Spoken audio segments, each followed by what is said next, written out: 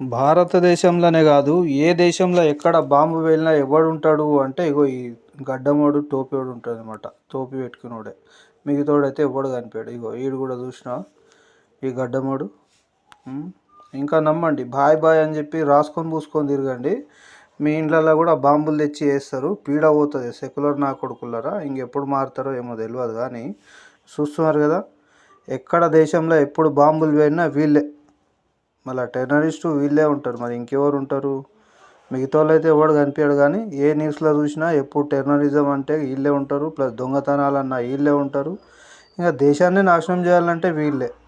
దేశాన్ని కాపాడేటోళ్ళు అయితే కాదు. ఇంకా ఉండొచ్చు కొంతమంది, అందరని కాదు. గడ్డం టోపీ పెట్టేటోళ్ళు కూడా ఉంటారు నిజాయితీగా, నేను అందరికి అంటలేను. కానీ వీళ్ళని మాత్రం మ్యాక్సిమం ఎవరు నమ్మకండి. మీ ఏరియాలో ఎవరైనా కొత్తగా కనిపిస్తే మాత్రం ఫస్ట్ పోలీస్ కంప్లైంట్ ఇవ్వండి. వీళ్ళని పట్టించేసేయండి ముందు. ఎందుకంటే కొత్తగా చాలా మంది తిరుగుతున్నారు.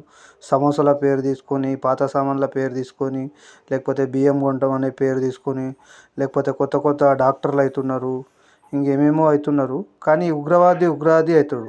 డాక్టర్ అయినా ఏమైనా ఉగ్రవాదియే. ఒక్కసారి ఆలోచించండి. ఈరోజు ఢిల్లీలో ఏం గతి అయిందో ఒకసారి చూడండి.